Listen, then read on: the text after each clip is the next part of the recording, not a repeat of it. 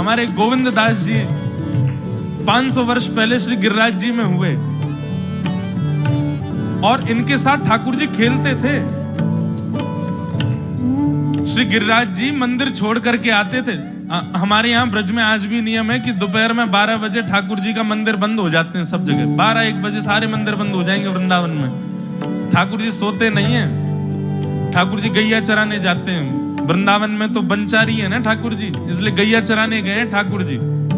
और वही बीच का जो समय है 12 बजे से लेकर के 4-5 बजे तक का, वृंदावन में श्री कृष्ण का अनुभव 2 समय में हो सकता है, या तो 12:30-1 बजे से लेकर के 4:30 बजे तक, या फिर रात्रि 10 बजे से लेकर के सुबह 6 बजे तक।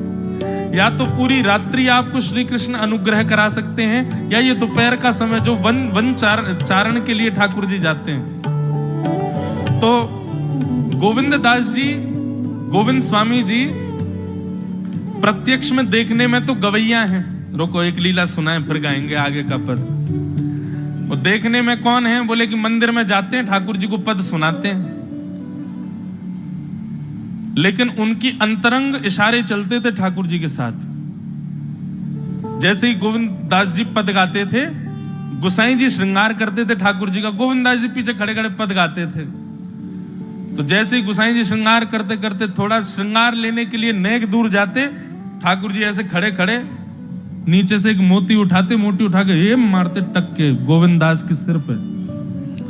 और जैसे ही गोविंद दास के सिर पे लगती, गोविंद दास के तो माने ना दारी की तो बताऊं, रुक जा। जैसे ही वो मोती लेकर के वापस गोविंद दास मारते, तब तक गोसाई जी वापस आ जाते। और गोसाई जी के आते ही वो मोती ठाकुर जी की जगह गोसाई जी में जाके लग जाता। गोसाई जी कहते, हे गोविंदा, तू ठाकुर जी को मोती मार रहा है? गोविंदास बोले, मेरो माथो देखियो, ये गुम्माटो फूल को ये आपके लाला ने मारो मोए। आपको लाला ऊधम मचावे वो ना दिखाई दे आपको, और मैं नेक कछु कह दूं सो मुंह पे चिल्ला रहे हो, मुंह पे बरस रहे हो, या समझा लो बहुत ऊधम मचावे ये। ऐसी लीला करते। गोसाई जी के नेत्रों में आंसू आ जाते। बोले, गोविंदा तू कितनो भाग्यशाली, तेरे संग ठाकुर जी लीला करें। गोविंदास के साथ ऐसी ऐसी लीला करते महाराज। एक बार ठाकुर जी गोविंदास से बोले, ए गोविंदा, बोले हाँ, मेरो दाल बाटी खावे को मन हेरो है। आप लोग दाल बाटी जानते हैं? महाराष्ट्र में खाते हैं दाल बाटी हैं? राजस्थान की बढ़िया, राजस्थान हमारे ब्रज में खूब खाते हैं दाल बाटी चूरमा, जो खाए सो सूरमा।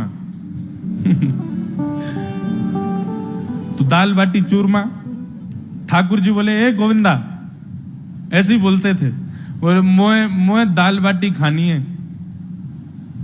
गोविंदास बोले, 56 भोग बनते हैं रसोई में। अपरस में मुंह पे पट्टी बांध करके महाराज रसोईया बनाता है। अपरस में यमुना जी का जल आता है वहां से, वृंदावन से, उसके जल में सुंदर प्रसादी बनती है। इतने सुंदर शुद्ध भोजन को छोड़ के यूं कह रहे दाल बाटी खानी है। ठीक है, मैं आज बोल दूंगा रसोई घर में बनवा देता हूं। बोले, ना रसोई की ना खानी तो? बोले, तेरी कदम खंडी में आऊंगा। गोविंदास जी जहां बैठ करके भजन चिंतन करते थे, मंदिर से थोड़ा दूर था, सुंदर वन था गिरिराज जी में। बोले, मां आऊंगो और वहीं पे तू कंडा, वही गोबरी कंडा में बना, और कंडा में बना के तैयार कर, मैं आऊंगा वहीं खाऊंगा।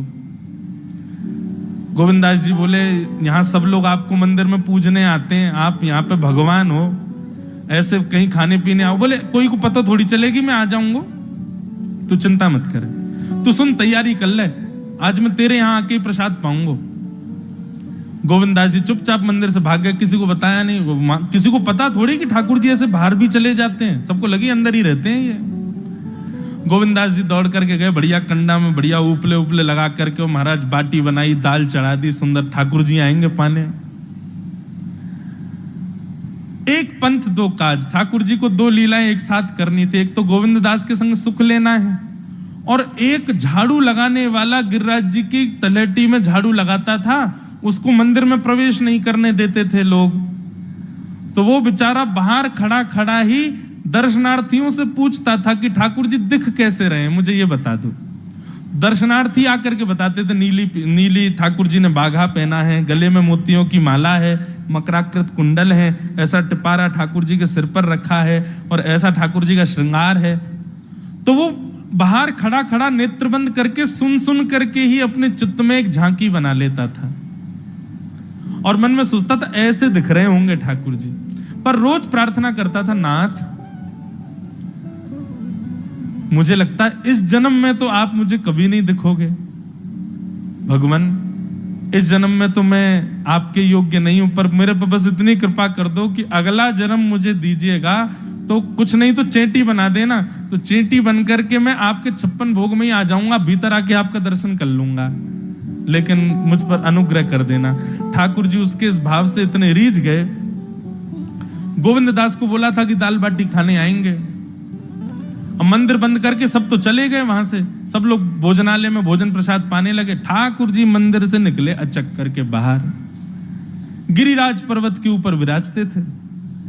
जैसे ही बाहर निकल करके आए तो गिरिराज पर्वत के नीचे ही वही झाड़ू लगाने वाला उन नेत्रों से आंसू बह रहे थे। ठाकुर जी का चिंतन कर रहा था, आज ठाकुर जी ऐसे दिख रहे हैं, आज नीली पोशाक पहनी है, सिर पर चांदी का मुकुट पहना है, ठाकुर जी ने आज गुलाब का इत्र लगाया है, ठाकुर जी के ऐसे ऐसे मकराकृत ठाकुर जी के कटाक्ष, वो सब चिंतन कर रहा था।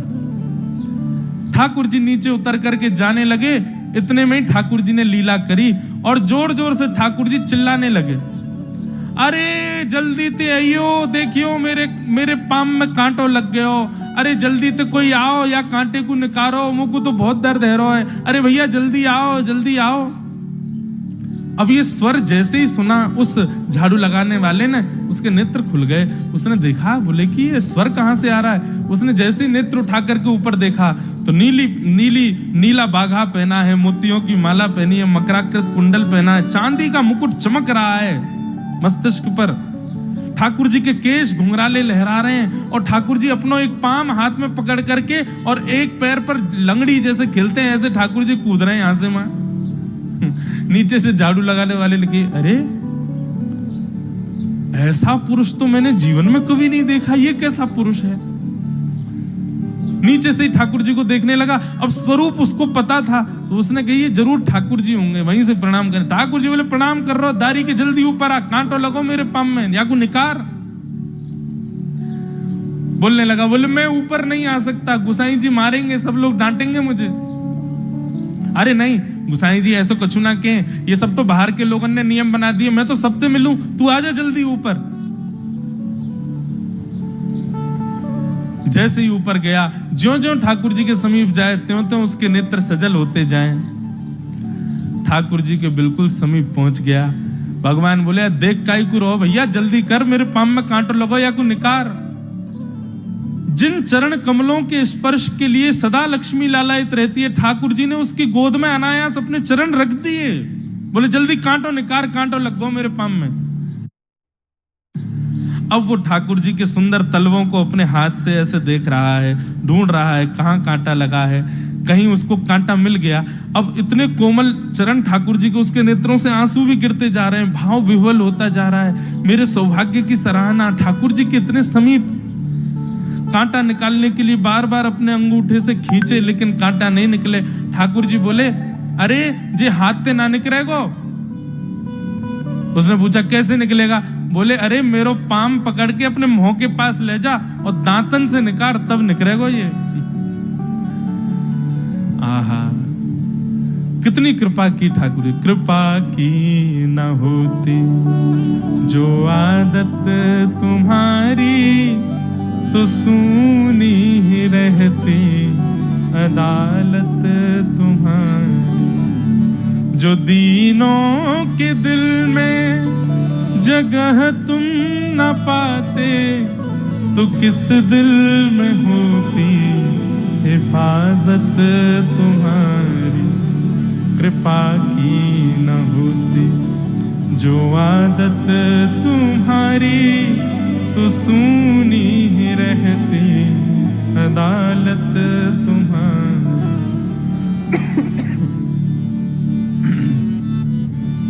कितनी कृपा। उसने कांटा निकाला मुख से। ठाकुर जी बोले, अब चल, मुंह से चलो ना जा रहा। गोविंद दास ने अपनी कदम खंडी में दाल बाटी बनाई है, मुंह ले चल वहां पे। बोला कैसे लेके चलूं। बोले तेरे कंधान पे बैठ जाऊंगा मैं। और ठाकुर जी ने अपने दोनों पांव ऐसे लटका लिए उसके यहाँ पे और सिर पकड़ करके उसके ऊपर ही बैठ गए। बोले चल ले चल मुकु। वो तो महाराज बेहोशी सी हो रही है, उसको विश्वास ही नहीं हो रहा ठाकुर जी मेरे संग इतनी बड़ी लीला कर रहे हैं। गोविंद दास की कदम खंडी में पहुंचने से पहले उस बालक ने ठाकुर जी गोविंद दास जी मुझे बहुत मारेंगे, अगर उनको पता चल गई मैंने आपको छू लिया है तो मुझे बहुत डांटेंगे, आप एक काम करो अब यहाँ से आप पैदल चले जाओ, मैं यहीं खड़ा हूं। ठाकुर जी बोले यहीं खड़ो रही हो, तेरे काजी दाल बाटी लेके आऊंगा मैं। ठाकुर जी पहुंच गए गोविंद दास के पास। आहा, जो ठाकुर जी अचल दिखते हैं सबको मंदिर में, वो सचल दिखते हैं गोविंद दास को। कितनी बड़ी कृपा। गोविंद दास के यहाँ ठाकुर जी पहुंच गए और पहुंच करके ठाकुर जी बोले चल गोविंदा जल्दी खवा, मुझको तो बहुत जोर की भूख लगी है। गोविंद दास बोले हाँ हाँ बिराजो। सुंदर व्यवस्था कर दी। ठाकुर जी बैठ गए और बैठ करके सामने पत्तल पर महाराज बाटी रखी, दाल रखी, चूरमा रखी, चटनी रखी, सब बढ़िया सुंदर सजा दी। अब ठाकुर जी पा रहे हैं, प्रेम से पाते जा रहे हैं और पाते पाते बीच में गए और ला और जल्दी ला भूख लग रही है मुझको। गोविंद दास बोले पहले इनको तो खाए लो। अरे ना तू जाने ना है मंदिर में मेरो भूख कैसे लगे, थाली में 2 रोटी और ये सब्जी, इनते मेरो भूख पेट थोड़ी भरे, मेरे सामने तो सबरी सामग्री धर दो, मेरो जो मन होगा मैं उठा के पाते जाऊंगा। अरे गोविंदा जल्दी जल्दी लेके आ। अब गोविंद दास जी पीछे मुड़ करके बढ़िया सुंदर बाटी वाटी सेके। इतने में ठाकुर जी क्या करें, एक बाटी तो खा जाएं और दूसरी बाटी उठा के अपनी जेब में धरते जाएं। वो संग आयो वाक्य काजी लेके जानी है। अब तुम्हारा ठाकुर जी खाते जाएं भरते जाएं, खाते जाएं भरते जाएं। गोविंद दास बोलो ठाकुर जी ये तो मैं मानूं कि आपकी खुराक बहुत है, पर इतनी ज्यादा है ये मुझको विश्वास नहीं है रो है। क्यों हैं 56 बाटी खा गए हो अब तक आप? अरे कोई तुकना है, कोई पेट है कि समुद्र है, कुआ है, कहा है आपको? ठाकुर जी बोले अच्छा दारी के ऐसे बोले, चलो जाऊंगा मैं। अरे नहीं जय आप तो पाओ। ठाकुर जी तो जेब में भरते जा रहे थे। अब ठाकुर जी का पेट भर गया। ठाकुर जी बोले चल भैया गोविंदा अब पेट भर गया, नेक्स्ट देर हम एक पेड़ के नीचे बैठ के नेक्स्ट सुस्ताए लें, फिर बाकी बाद मंदिर में जाएंगे, 4 बजे मंदिर खुल जाएगा दर्शन देने। जैसे ही ठाकुर जी खड़े भये महाराज, सोई उनकी पीतांबरी फैल गई। पीतांबरी फैली। गोविंदास बोले जय ये बाटी खाए के आप इतनी जल्दी मोटे कैसे है गए? ये पेट आपको है तो सही, लेकिन ये इतना चौड़ो कैसे है गो? और पेट कोई खावे तो वो आगे की तरफ निकल रही है, ये कोने में कैसे निकल रहा है? ये दोनों तरफ पेट बाहर कैसे आ रहा है आपको? ठाकुर जी ना कछु ना कछु, नहीं दिखाओ। अब तो महाराज गोविंद दास ने पकड़ के जैसे ही पकड़े तो अंदर से बाटी निकल आई। जे बाटी कौन के काजे भर के ले जा रहे हो? सही बताइयो लाला, कौन के काजे? कोई और सखा बना लियो तुमने मेरे अलावा? गोविंद दास जी बाहर गए। बाहर जाकर के देखा तो एक वृक्ष के पीछे वो झाड़ू लगाने वाला बैठा था। अच्छा तो अब जे आपको सखा बन गए, जे आपको मित्र है गयो, या के काजे बाटी भर के ला रहे हो? ठाकुर जी कहे अच्छा अरे भैया ठीक है, अब तू सबंत कह मत दियो कि मैं या के संग आयो, या के संग खेलूं। अरे बेचारो बड़ो प्रेम करे मोते, ये भूखो बेचारो, मैंने सोची या के काजे बाटी ले चलूं। गोविंद दास जी के चित्त में एक क्षण के लिए तो ये भाव आ रहा है कि ठाकुर जी कितने प्रेमी हैं, लेकिन बाहर से कैसा दिखा रहे हैं? बोले स्वयं ने इतने सारे ग्रंथ निर्माण करा दिए, 4 वेद लिखवा दिए, उन पुराणों में शुद्धि, पवित्रता, अपरसता सबके इतने नियम बना दिए, और खुद क्या कर रहे हो? हैं? कोई के सिर पर बैठ के घूम रहे हो, कहीं जा रहे हो, कछु भी खा रहे हो? ठाकुर जी बोले अब ये सब नियम तो मानवन के लिए है ना, हम तो जय हैं, हम थोड़ी करेंगे इन नियमन को। बोले चुपचाप चलो और आचमन करो, शुद्धि करो, तब जाइयो मंदिर में। वहीं गोविंद कुंड के पास में गोविंद दास जी ने जबरदस्ती ठाकुर जी बैठा दिए। बोले हाथ में जल लो। ठाकुर जी जल लेकर के बैठे। बोले अब करो अपवित्र पवित्रो वा सर्वावस्थांगतो पिवा। ठाकुर जी आचमन कर रहे हैं, अपनी पवित्र कर रहे हैं ऊपर से लेकर नीचे तक। इतने में ही गोविंद दास बोलते बोलते पीछे के गए और ठाकुर जी की पीठ पे जाकर के एक धक्का दियो महाराज, पूरे ठाकुर जी डुबा दिए कुंड में। ठाकुर जी पूरे ऊपर से नीचे तक भीज गए। ठाकुर जी बोले दारी के तेरी शिकायत करूंगो, गुसाई जी ते कहूंगो तू ऐसे करे मेरे संग। गोविंद दास बोले मैं बता दूंगा तुम कौन कौन के कंधान पे चढ़ के घूमो।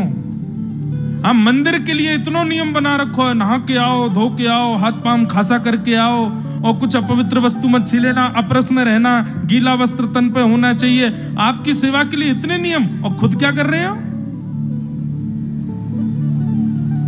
ऐसे गोविंद दास वो कह रहे हैं, यद्यपि रूप गुण शील सुधरता, इन बार